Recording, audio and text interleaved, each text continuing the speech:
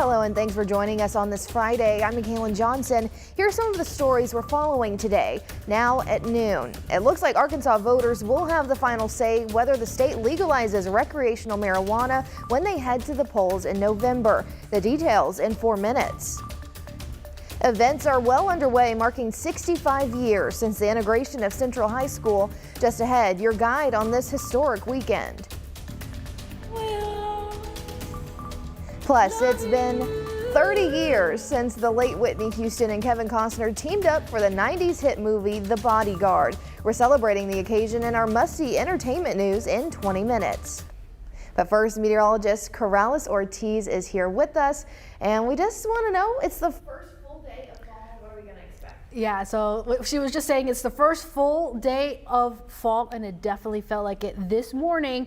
It was a little bit cloudy out there. The cloud cover was a bit pesky, but now that the sun has finally broken through the clouds, we're going to start to rapidly warm up this afternoon. Take a look right now. Temperatures, we're sitting already at 76. If this was a couple of days ago, we would have probably already been almost at 90 degrees. So it's a good indication of just how much cooler it is. Highs in the mid to upper 80s this afternoon, low humidity and more sunshine to enjoy as we go into the evening hours. We'll continue to stay quiet and clear and pretty much comfortable.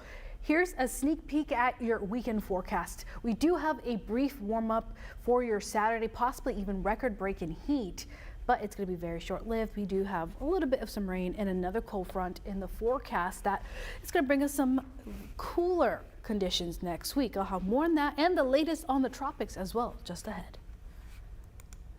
Thanks, Corrales. We're starting this hour looking into a tense situation overnight in Little Rock. Police tell us the SWAT team had to be called out when a man barricaded himself inside an apartment building. It happened at the South Oaks Apartments on Fair Park Boulevard. SWAT negotiators were able to resolve the situation without anyone getting hurt, and were working to learn why the police were trying to arrest the barricaded man in the first place. A father is searching for answers this afternoon after his adult son was killed in a hit and run. Jamal Lewis was walking across South University near the Exxon gas station when a car struck him, then just kept going. After this devastating loss to the family, THV11's Frederick Price brings us his father's plea to the public. It was just unbelievable, you know, and I was trying my best not to, hoping that wasn't true. But it was true. The last month hasn't been easy for Bobby Wesley. It's hurting, but I'm making it. He remembers his son, 41-year-old Jamal Lewis, as a good person, a father of two who was writing a book and gearing up to go back to college. He was a nice young man. He didn't bother nobody. But on Sunday, August 14th, around 1 o'clock in the morning, he says Lewis's life was taken far too soon. He was walking from the store, from the Exxon store. Wesley tells THV11 his son was crossing the street trying to get back to his motel room. He never made it. A car hit him and kept going, just kept going. Didn't stop and check on him or nothing. A busy stretch of road where thousands pass through every day and still no answer on who is responsible. Police tell us there are more than 50 traffic cameras spread out throughout the city, including this area, but authorities confirm no cameras face the direction Lewis was hit and killed. They're investigating the case, but they ain't come up with no leads. I don't understand that. I mean, somebody had to see something. With no footage or any information from possible witnesses, both police and Wesley are pleading with the public to help find who did this. Will they please come forward and let me know something so I can be at ease, and my family can be at ease, and his kids can be at ease.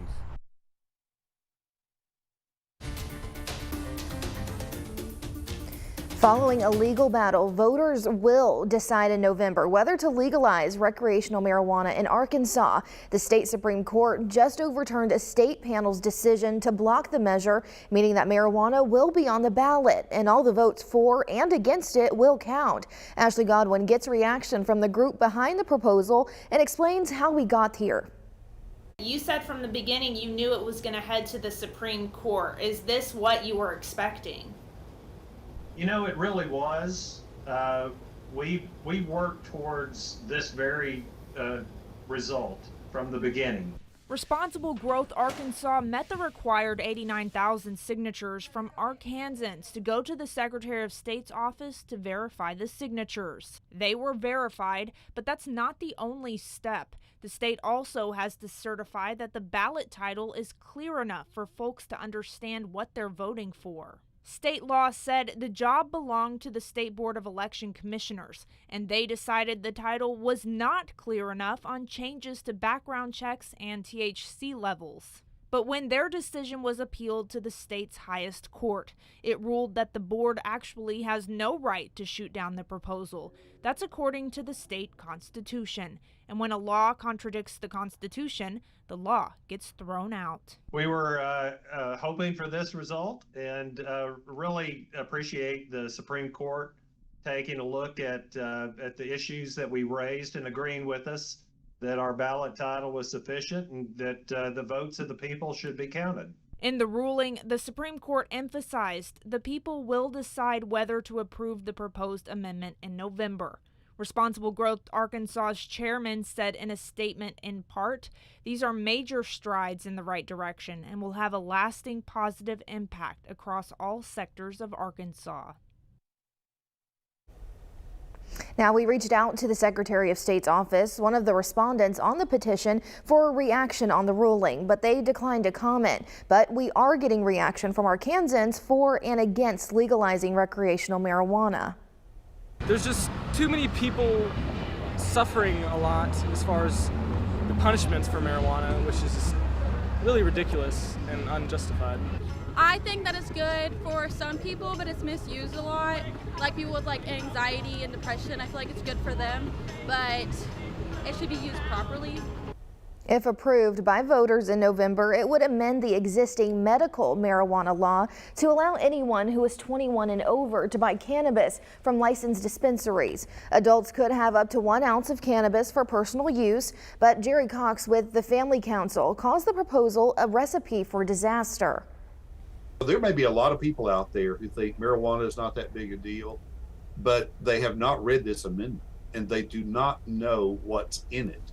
And it's very threatening to the people of Arkansas for a number of reasons. Number one, this measure creates an out-of-control monopoly. The recreational marijuana question will appear as issue 4 on the ballot in November.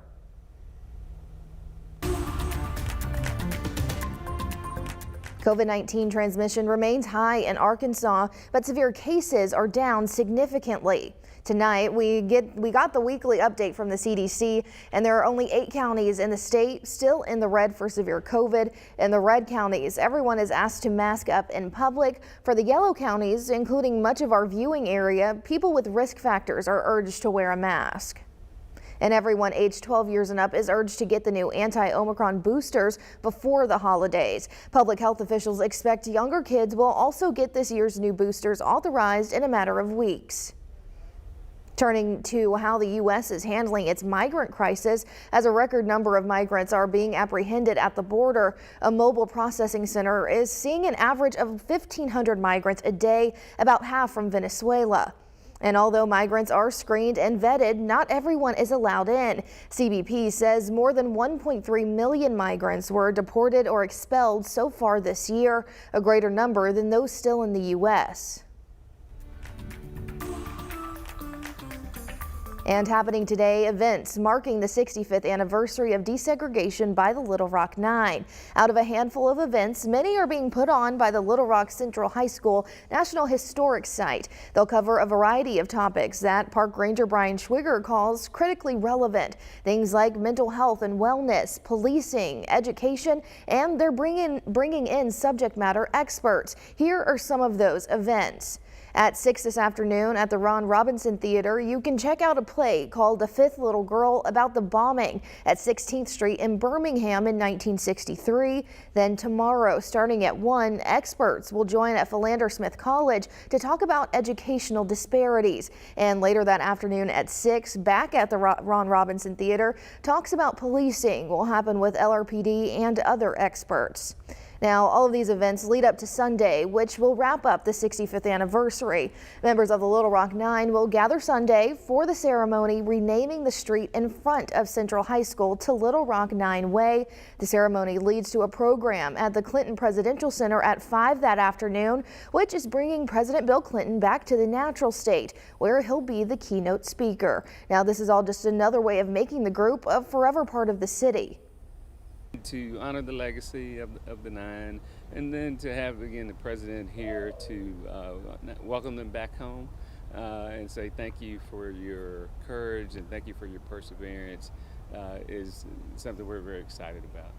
All events put on by the National Historic Site and the street renaming are completely free to the public. The event at the Clinton Center will be streamed live since it's only open to invited guests.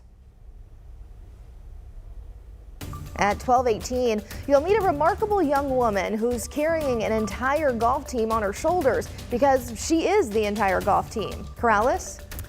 Well, we finally are seeing that sun shine bright this afternoon after, those pesky clouds earlier today. I'll let you know what's in store as we head into the weekend coming up.